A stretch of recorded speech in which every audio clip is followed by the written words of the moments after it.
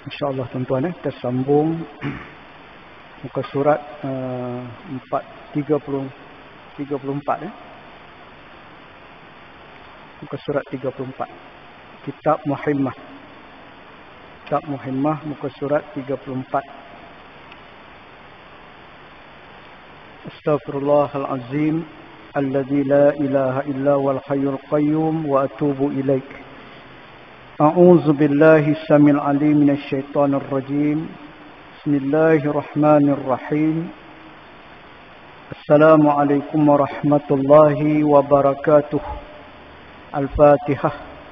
A'udzu billahi minasy syaithanir rajim. Bismillahirrahmanirrahim. Alhamdulillahi rabbil alamin. Arrahmanir rahim. Maliki yaumiddin. Iyyaka na'budu wa iyyaka nasta'in. Ihdinas siratal mustaqim. Siratal ladzina an'amta 'alaihim ghairil maghdubi 'alaihim waladdallin.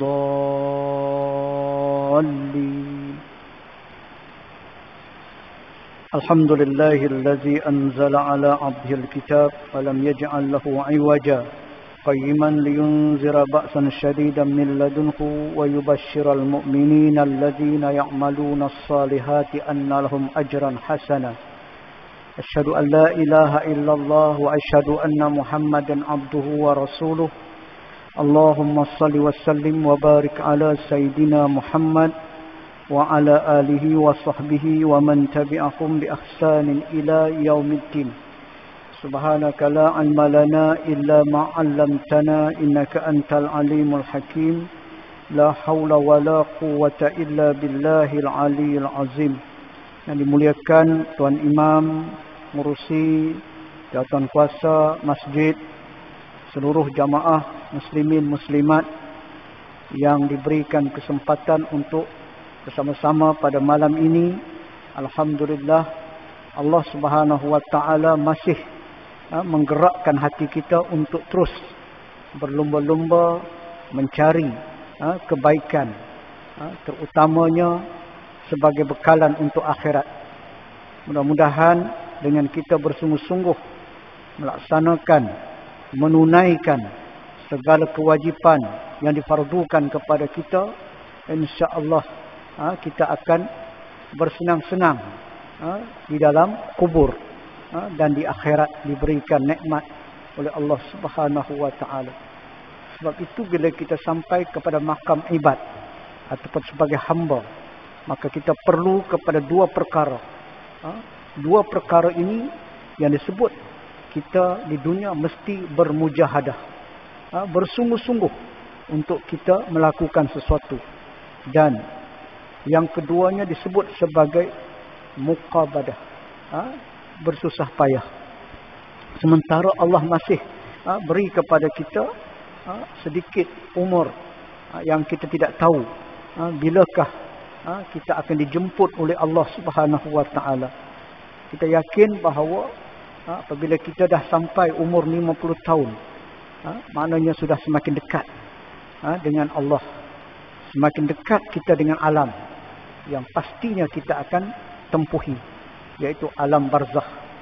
Sebab itu Nabi berdoa, Nabi minta agar umatnya tidak dipanjangkan umur, dan doa Nabi dimakbulkan oleh Allah.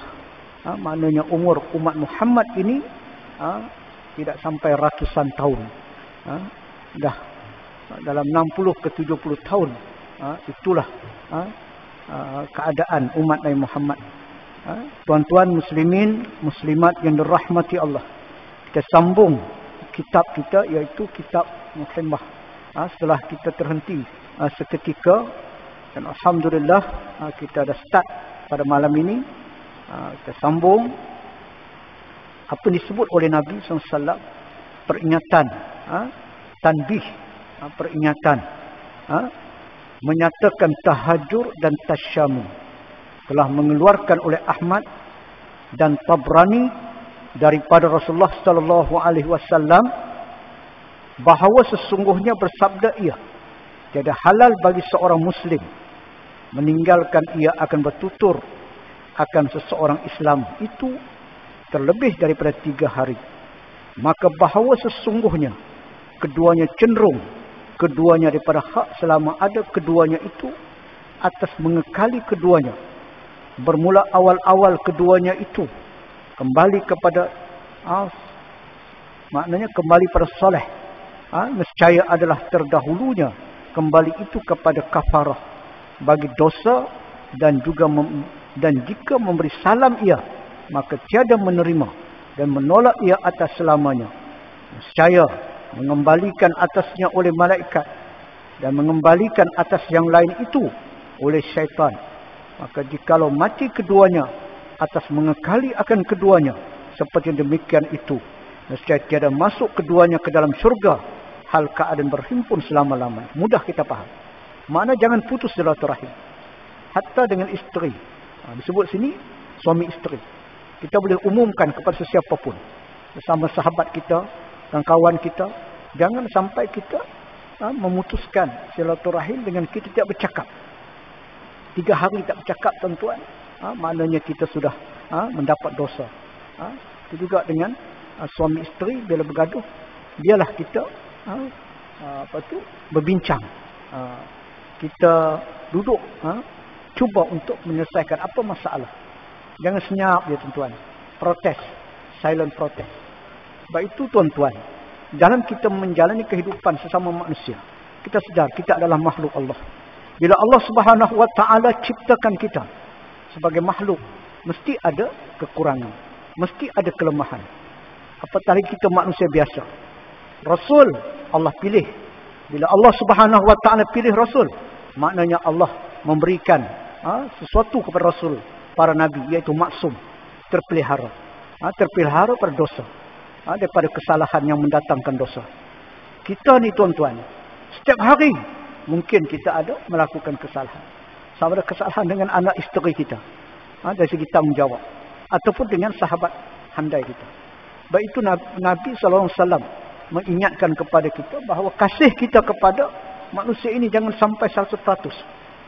Jangan sampai kita bila kehilangan isteri, maka kita pun hilang kewarasan. Kita dah mula jadi tak tentu hala dah. Sebab mungkin kita anak kita mati sebab COVID. Contohlah sekali masih lagi kita kata kita menghadapi musibah. Kita kehilangan isteri, kehilangan anak. Bayangkan pada titik itu mungkin kita rasa kita dah jadi macam orang dah tak siuman. Ada seorang yang kehilangan isteri dekat kampung lah tuan-tuan. Suami ni kira dah jadi tak betul. Sebab dia terlampau pergi surau berdua, balik berdua. Anak-anak dah kerja tuan-tuan, masing-masing ada kerjaya. Jadi bila dah duduk bersama isteri, ke mana pun dia bawa isteri dia. Dia pergi masjid, dia bawa isteri dia, pergi surau, pergi pasar. Tiba isteri dia meninggal. Dalam keadaan demikian dia dah jadi tak siuman.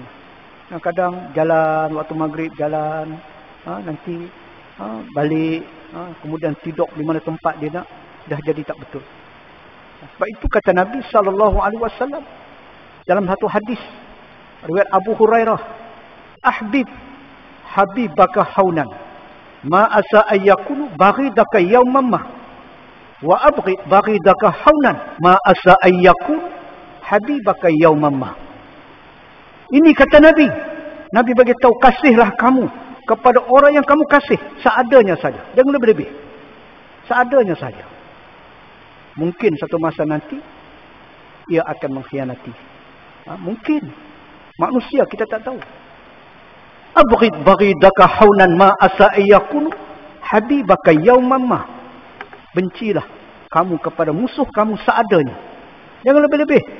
Seadanya sahaja. Walaupun dia musuh. Mungkin satu masa nanti dia akan bersama dengan kamu, menjadi teman kamu, akan membela kamu. Jadi tuan-tuan, kita lihat sejarah bagaimana kasihnya Nabi Nuh kepada isteri dia, pada anak-anak dia. Tapi di penghujungnya kita lihat isteri Nabi Nuh mengkhianati ataupun tidak mengikut apa yang disampaikan oleh suami seorang Rasul, Nabi Nuh alaihissalam. Itu juga Nabi Lut alaihissalam. Kita baca sejarah bagaimana ketika Nabi Lut didatangi oleh tetamu yang bertandang di rumah. Maka ketika itu Nabi Lut berpesan, jangan khabarkan kedatangan dua pemuda ini. Andai kata kamu memberitahu akan kedatangan dua pemuda ini sebagai tetamuku, maka kampung ini maknanya mereka akan melakukan sesuatu yang kita sedia maklum. Umat Nabi Lut ini tuan-tuan, dia ni disebut nafsu mereka sesama lelaki. Umat Nabi Lut ni tuan-tuan, dia tidak ada nafsu pada perempuan.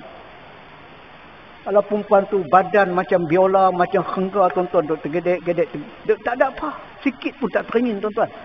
Tengok laki-laki handsome, mancur tuan-tuan, tak ayat liuk meledeh. Pasal apa? Buat nafsu. Kita sebut apa? Gay kan? Gay. Itu zaman Nabi Lut. Zaman sekarang LGBT dah cukup semua. Lesbian dia ada persatuan, gay lagi, transgender. Kenapa Allah tidak binasakan? Kenapa Allah tidak hancurkan umat akhir zaman? Sebab tidak ada Nabi. Tunggu kiamat. Umat Nabi Lut. Nabi Lut pesan, jangan bagi tahu. Tetapi tak semena-mena berita ini telah sampai ke pengetahuan umat Nabi Lut dan mereka berkumpul di hadapan rumah Nabi Lut. Mereka menyatakan, wahai Lut, kami tahu bahawa kamu ada menyimpan dua pemuda. Sekiranya kamu tidak mengeluarkan dua pemuda ini, kami pecahkan pintu rumah ini. Nak pecahkan pintu rumah. Nabi Lut alaihissalam ketika itu terpinga-pinga, tergamam siapa yang membocorkan rahsia. Walaupun dah bincang dengan anak isteri dia, siapa yang bocorkan rahsia?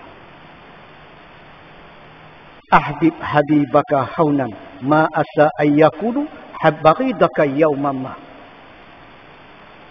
Isteri dia, isteri Nabi Lut alaihi salam, orang yang dia kasih, yang hidup bersama dengan dia, mengkhianati Nabi Lut.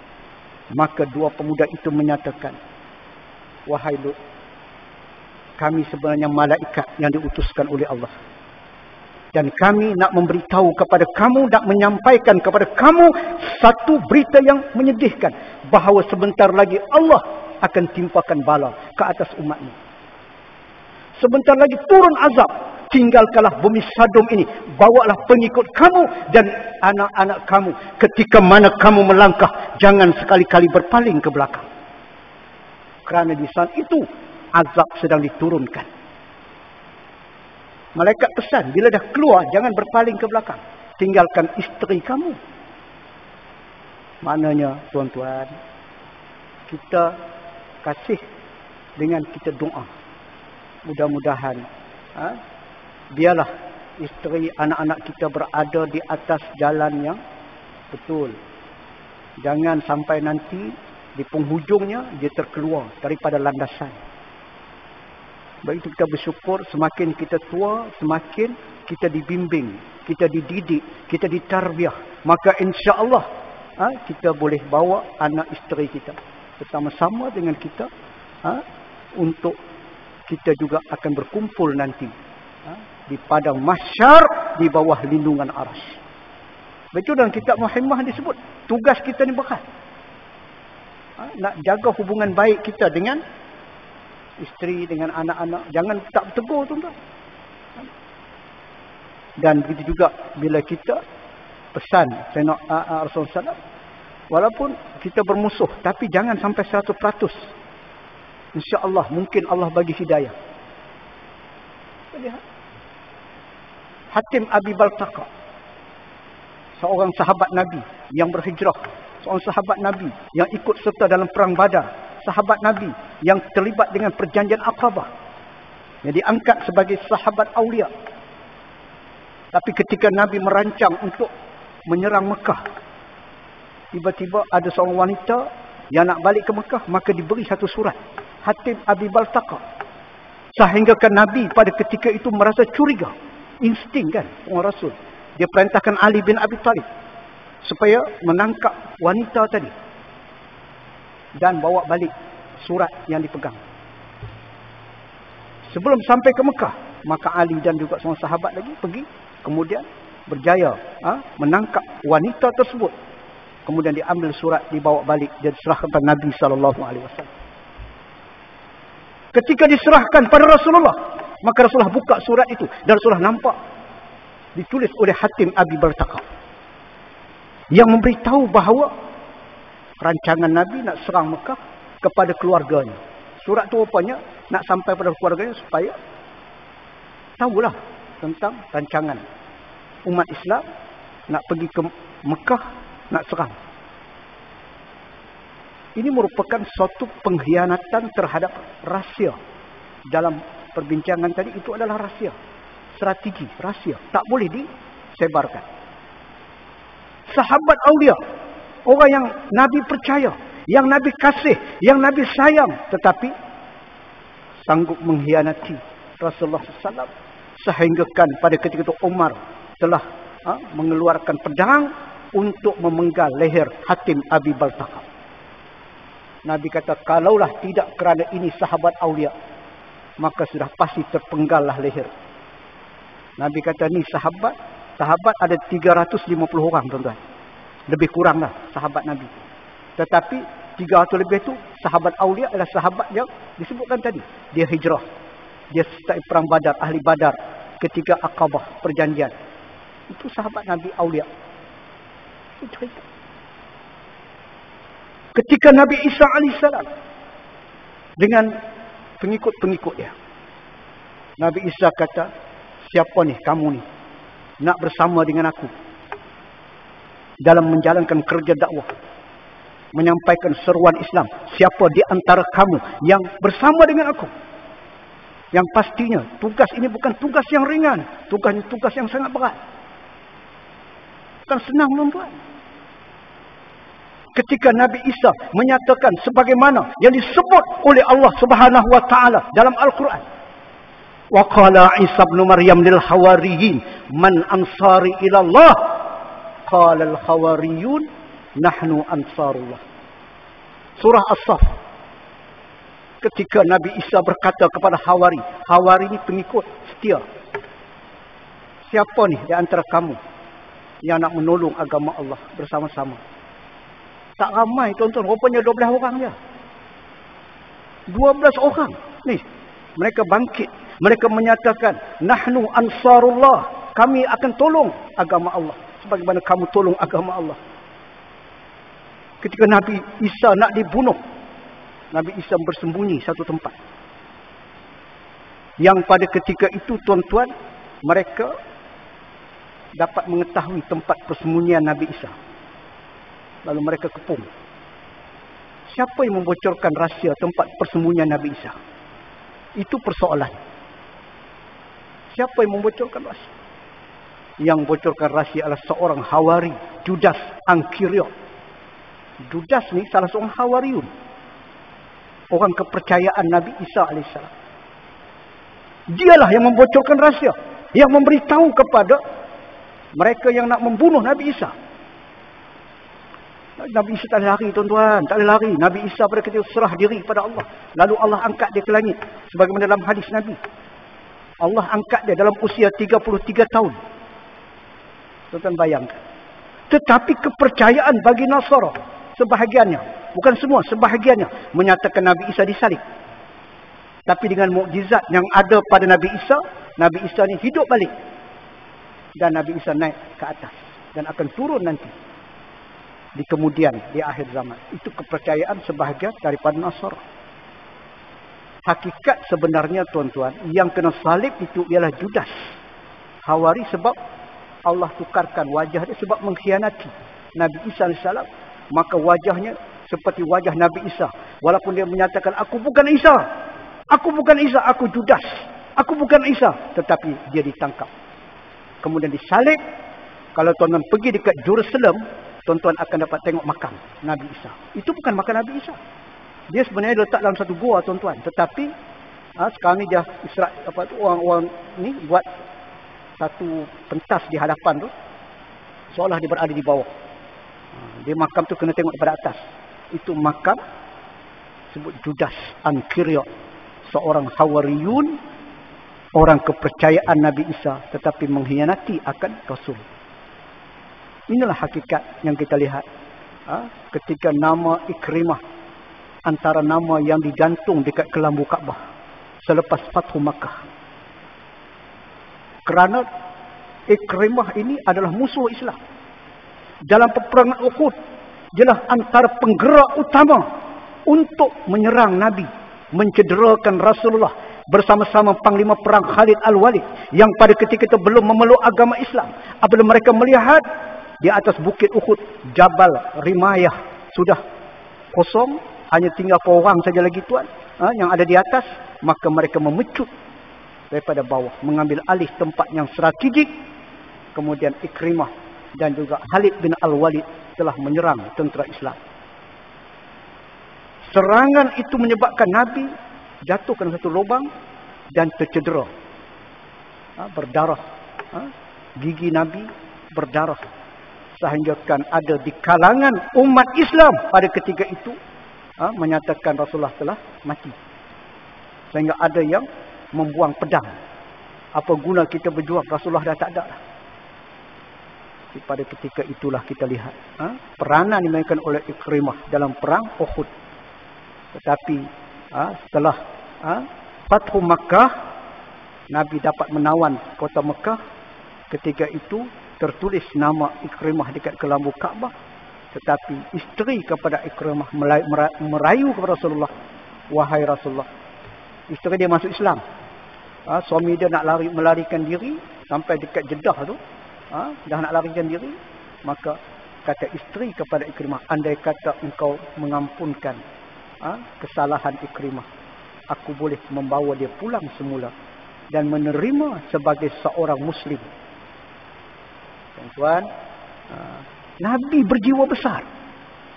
Walaupun dosa kesalahan Ikrimah begitu besar kepada orang Islam, tapi Nabi memaafkan sehingga Ikrimah memeluk agama Islam dan menyatakan, wahai Rasulullah, kalau dulu aku berperang di pihak musyrik, hari ini aku akan berjuang untuk Islam dan doakan aku mati syahid. Maka Allah makbulkan doa Ikrimah. Dia mati dalam peperangan sebagai syuhada, syahid dia dalam peperangan. Khalid Al-Walid dia masuk Islam, tapi dia mati bukan mati di medan perang. Sebab itu dia menangis, tuan-tuan. Setiap tubuh dia tidak ada yang elok, semua ada kesan-kesan paru. Kenapa aku mati di atas tempat tidur, sedangkan mereka yang berjuang mati syahid. Tuan-tuan, itu sahabat-sahabat Nabi. Jadi sebab itu kita balik kepada apa disebutkan tadi, maknanya jangan kita putuskan hubungan dengan sesiapa pun. Mesti kita dalam keadaan kita menjaga hubungan baik, apatah kekuatan kita adalah kekuatan kita kata kesatuan. Mesti umat Islam mesti bersatu supaya kuat. Orang tanya saya pasal Taliban. Dulu dipimpin Mullah. Mullah ni dia adalah merupakan pengasas kepada Taliban. Taliban ni, tuan-tuan, ialah pelajar-pelajar pondok. Baik itu Taliban, Talib, penuntut. Banyak pondok-pondok dekat Afghanistan dan termasuk dekat Pakistan. Dan mereka asalnya adalah merupakan pelajar-pelajar pesantren pondok. Bila Rusia masuk menjajah Afghanistan, maka mereka berjuang. Berjuang untuk mereka mempertahankan bumi Afghanistan. Dan akhirnya jatuh. Rusia jatuh. Disebut Soviet. Kalah dalam peperangan dengan Afghanistan. Maka terbentuklah sebuah negara yang dipimpin oleh Taliban. Tapi mereka ni orang yang hanya mengaji. Dan mereka ada semangat. Mereka agak keras pada ketika itu sebab negara mereka sentiasa berperang. Mereka tidak ada tempat tinggal yang sempurna. Mereka berada di banir-banir pokok. Itu tempat tidur mereka, berbumbungkan langit. Sentiasa memikul senjata. Sebab itu mereka agak keras. Sehingga kan apabila mereka menang, maka adalah tindakan drastik yang mereka. Muzik tak boleh, apa semua. Orang perempuan tak boleh kerja. Menyebabkan timbullah kita kata makna perubahan yang secara mendadak begitu sukar untuk diterima. Akhirnya, tuan-tuan, Amerika Syarikat berjaya menjatuhkan semula kerajaan Taliban. Taliban jatuh. Dan kemudian peperangan meletus. Bila mana kita katakan Afghanistan satu ketika dulu mereka golongan Taliban ini melihat negara mereka dijajah oleh Amerika Syarikat. Dan akhirnya mereka berusaha untuk mengusir Amerika. Dulu Rusia, ni Amerika pula. Dua kuasa besar, tuan-tuan. Bayangkan, kuasa mustakbirin. Soviet Union tak ada dalam peta dunia dah. Kan tinggal Rusia lah, negara-negara terpecah tadi daripada Soviet. Dan sekarang Amerika pula kalah. Mereka meninggalkan Afghanistan dan mereka tawan balik. Ada sedikit kita kata perubahan bila mana Taliban ini dia sedar kesilapannya lepas, maka dia mula menghubungi para ulama-ulama sedunia, dan daripada catatan yang ditulis oleh para ulama ini mereka mula bertanya apa yang perlu kami buat. Tuan-tuan, itulah kita nampak. Lalu akhirnya seorang wartawan British ataupun di Amerika kalau tak silap tuan-tuan, yang ditawan di penjara Afghanistan, kemudian dibebaskan. Kemudian wartawan daripada US ni, seorang perempuan, dia menyatakan dia dilayan dengan baik oleh Taliban. Dia dilayan dengan baik. Kehormatannya terjaga. Mereka sangat beradab. Mereka memberikan layanan seperti mana selayaknya. Yang pada ketika dibebaskan itu, ketika itulah dia isytiharkan, dia memeluk agama Islam. Kita nampak kan suatu perubahan, dan insya-Allah bila Nabi SAW sebut dalam hadis akan berlaku peperangan yang amat dahsyat antara Islam dengan Zionis Israel. Lalu yang akan mengalahkan Israel itu, Zionis itu, siapa dia? Daripada Khurasan. Khurasan ni pada mana tuan-tuan? Tu negara Tantan tu. Itu kawasannya. Kazakhstan, Azerbaijan, Afghanistan, Pakistan, Tajikistan, Hindustan. Ada Hindustan? Tak ada. Negara ni sebut Khurasan. Tapi kita boleh percaya atau tidak, walaupun itu riwayat yang kata turunnya Imam Mahdi. Dan bersama dengan Imam Mahdi ialah mereka yang mengibarkan panji hitam. Yang mengibarkan panji hitam. Bersama dengan Imam Mahdi daripada Khurasan. Dan akhirnya perang dengan Israel. Israel kalah, mereka bersembunyi di merata tempat, tuan-tuan. Ada di kalangan mereka sembunyi balik batu, pohon kayu, pohon kurma, yang pada ketika itu disebut pohon itu akan bercakap. Mereka bercakap dan mereka beritahu, wahai tentera Islam, ni dia Yahudi yang sedang bersembunyi di sebalikku, bunuhlah Yahudi. Tuan-tuan jumpa kan hadis tu kan? Balik batu juga bercakap dengan izin Allah. Wahai tentera Islam, inilah dia, orang Yahudi. Bersembunyi. Takut dia. Bunuhlah Yahudi ni. Melainkan satu pokok yang nama dia gharqad. Pohon gharqad. Pohon inilah yang banyak ditanam dekat Tel Aviv. Pohon gharqad. Saya di Mesir, tuan-tuan. Ada orang nak pergi macam untuk tazkirah lah, tausihat lah, duduk bawah pokok. Saya pun tengok, saya kata nak dengar juga apa benda dia cerita. Bila pergi ada orang Arab mana tak tahu, dia kata, oh la, mamnu, jangan. Larang pergi. Rupanya mereka berkumpul di bawah pokok gharqad. Itu orang Yahudi tu. Mereka sedang duduk berkumpul dan memberi, kita kata, sedikit ucapan ataupun nasihat-nasihatlah kepada orang Yahudi. Mereka menghormati pokok tadi. Kata, oh ni dia rupanya pokok gharqad. Baru kita nampak sendiri, tuan-tuan. Yang Nabi sebut. Tapi ini bukan maknanya kita kalau tak percaya, kita dosa. Ini ijtihad. Yang kata benda yang boleh mendatangkan kufur kita kalau kita tak percaya Imam Mahdi. Kita, tak adalah Imam Mahdi tak turunnya. Bukan, itu tipu ya. Itu betul. Itu akidah, tuan-tuan. Sebab ada hadis lain sebut. Ada hadis lain yang menyatakan bukan pada Khurasan, pada timur. Timur jauh. Mungkin daripada Mongolia, Tatar. Jauh tu juga. Ataupun mungkin di alam tanah Melayu kita ni. Kebangkitan Islam. Sebab itu kita mula rasa seronok bila kita lihat masjid dah mula hidup balik. Pengajian-pengajian dah start dah. Dah mula dah. Kita kata meriah. Kita jumpa ramai sahabat, teman-teman yang dah pencen, tuan-tuan. Beli rumah dekat Taiping. Orang Perlis. Orang Johor, orang Pahang. Kita tanya, pasal apa? Dia kata, Ustaz, Duduk tapping ni, dia kata lain sikit sebab masjid, surau banyak. Kata ustaz, pengajian. Asa macam kita dah pencin, tak ada apa. Nak fikir apa lagi dia kata. Kalau balik kampung pun tak ada apa. Dia beli rumah kat sini, duduk sini. Yang dah meninggal pun ada tuan-tuan. Sebab itu bila saya pergi kuliah dekat Malang, ada satu hari pergi belah Seri Iskandar. Ada seorang. Dia kata masjid kami tu Temelujaya penuh. Macam hari Jumaat, waktu subuh. Dulu sebelum Covid lah. Kan Covid, terpaksa akur lah ikut kapasiti masjid. Macam solat Jumaat. Banyak lagi. Dekat Kedah satu, dekat Penang kalau tak silap satu. Subuh dia macam hari Jumaat. Masjid kita ni insya-Allah lah tuan-tuan. Pelan-pelan lah. Mudah-mudahan Allah buka pintu hati. Buat kerja Islam ni tuan-tuan, saya kata mujahadah, muqabadah. Dua perkara ni. Jadi insya-Allah. Maka sebab itu, kita jangan tak bertegur sapa. Musuh macam mana sekalipun, mana kita mesti ada hubungan baik. Silaturahim kena jaga tuan-tuan. Jangan tak bercakap sampai 3 kali. Dan telah mengeluarkan oleh Muslim, dinaikkan segala amal ke langit pada tiap-tiap hari Isnin dan Khamis. Makna amal kita akan naik. Ditulis. Ni kita ni ada malaikat ni tuan-tuan. Kita tak nampak. Sebab itu ada hadis sebut bagaimana malaikat-malaikat ini sangat gembira. Bila mana banyaknya mereka yang sedang duduk di majlis-majlis pengajian. Seperti mana kita berada di bumi dan kita melihat bagaimana kerlipan bintang-bintang di atas langit. Teringin kita nak pergi sebab nampak cantik. Klip.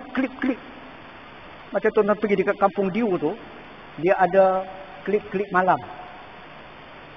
Kita sewa satu bot, waktu malam, pergi ikut hutan bakau tu.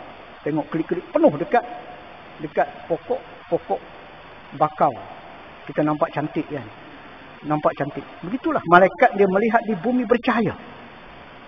Sehinggakan dia minta izin kepada Allah Subhanahu Wa Taala nak turun, nak melihat daripada mana punca dia.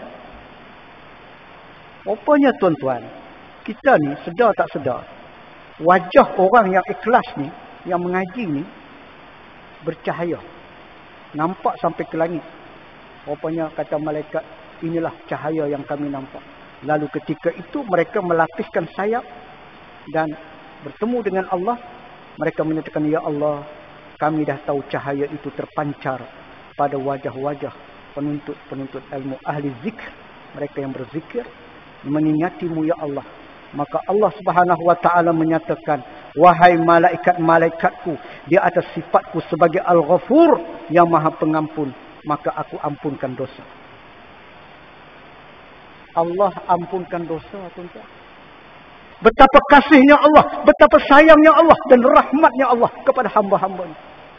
Dia tahu azab sangat pedih, siksaan sangat pedih. Maka sebab itu Allah sentiasa memberi ruang dan peluang dengan rahmat. Walaupun kita buat sikit, tapi Allah beri pahala yang berganda-ganda. Cuma kita ni tak boleh lawan dengan nafsu. Tak boleh lawan nafsu. Lalu ada malaikat yang menyatakan kepada Allah, ya Allah, ada di kalangan mereka yang duduk sekejap. Dia tak duduk lama, duduk sekejap. Kemudian dia bangkit dan dia balik. Mungkin ada urusan. Maka Allah berfirman, wahai malaikatku, walaupun mereka hanya duduk sekejap dan beredar, aku ampunkan dosanya kerana meraihkan ilmu. Mungkin dia ada urusan. Kita jangan bersangka, oh dia ni, tak, kita jangan sangka tak baik. Dia hidup kita ni sentiasa, kita bersangka baik. Mungkin dia ni orang yang musafir. Mungkin dia ni tak apa nak sihat. Paksa sekejap masuk bilik air. Kita anggap bahawa semua kerja Allah. Dan sebab itu hari Isnin dan hari Khamis. Sebab itu ada amalan-amalan puasa sunat yang dilakukan oleh sebahagian. Sebagai satu amalan sunat saja tuan-tuan, berpuasa Isnin, Khamis, sebab ketika itu diangkat amalan. Sebab ditulis oleh malaikat. Maka mengampunkan Allah Azza wa Jalla pada demikian hari itu bagi seorang yang tiada bersyirik kepada Allah, kecuali dosa syirik. Dosa syirik ni dosa besar lah tuan-tuan. Dosa besar lah. Janganlah kita sampai takut Covid sampai melampau-lampau. Saya dalam 2 minggu yang lepas lah, kalau tak 2 minggu kan nak masuk 3 minggu yang lepas, tak ingat. Dah nak mengajar dah tuan-tuan. Kan? Orang nak telefon, ustaz malam ni kuliah. Dia kata insya-Allah. Elok saya nak pergi, telefon balik. Ahli jemaah, bukan jawatan kuasa, bukan pengurusi, bukan telefon. Dia kata ustaz, pengurusi batalkan pula dah kuliah ustaz malam ni. Dia kata pasal apa? Dia kata takut kalau ustaz mai orang luar datang jadi ramai. Dia kata COVID. Ya Allah tuan-tuan. Yang datang ramai tu pun semua dia ikut SOP. Bukan kata ramai sampai bersesak dah. Tapi kerana takut dengan benda ni menyebabkan dia batalkan program kuliah. Patutnya pengurusi jawatankuasa rasa seronok bila makin ramai orang datang, makin banyak pahala dia dapat. Kita buat kerja Islam. Kita nak tolong agama Allah. Bila orang datang, mana orang suka. Dan orang mengimarahkan masjid. Surau ini, lagi banyak orang yang datang berjemaah di masjid. Kita mati nanti, kita istirahat. Pahala datang. Setiap hari mereka hantar pahala kepada. Itu sebab kita kata, pahala free. Amal jariah, tuan-tuan. Itu amal jariah. Tapi kalau kita tak suka ramai orang, kerana takut COVID. Habislah. Tak faham, tuan-tuan. Sedangkan arahan jabat agama boleh. Tak ada masalah kita. Cuma patuhlah SOP. Ikut keluasan masjid. Tak ada masalah. Masjid dengar cerita batal, dia sambutlah. Masjid telefon, okey kami bawa ustaz ke masjid. Lagi ramai tuan-tuan. Allah atur sedemikian. Jadi masjid, surau yang mungkin benda ni kita nampak kecil. COVID lah tuan-tuan. Endemik sekarang ni tuan-tuan. Bukan lagi pandemik. Endemik ni maksud dia, benda tu dia tak ada. Dia tak akan hilang dah. Sampailah. Mungkin sampai kiamat lah. Virus ni dia kekal. Macam kita kata denggi. Kan? Macam denggi. Macam tu benda tu dia sentiasa ada. Kita duk ingat mungkin setahun, 2 tahun habis. Rupanya tak tuan-tuan. Sebab itu nyatakan endemik ni masing-masing pakai jarak. Kita pun tak tahu sama ada kita masih kekal sembahyang, berjarak, pakai benda ni tuan-tuan. Masih kita tak tahu. Sampai bila kita nak kena pakai, kita tak tahu sebab dah jadi endemik. Sebab tu hari ni orang makan kat kedai kopi pun tak kisah dah. Kan? Sebab tak ada kuasa macam dulu dah. Jaga pandai-pandailah jaga diri masing-masing. Nak rentas daerah kan kena pergi hospital. Dapat perawatan. Nak kata apa dah? Kan? Allah dah uji kita macam tu. Tinggalkan oleh kamu akan 2 orang ini sehingga maknanya sehingga mereka berbaik-baik semula. Islah balik. Baik itu tuan-tuan, inilah benda yang perlu kita jadikan peringatan pada kita lah tuan-tuan. Kadang-kadang iblis ni selalu suka nak kita ni sentiasa berkelahi, bergaduh, bermasam muka, tak bertegur sapa dan sebagainya.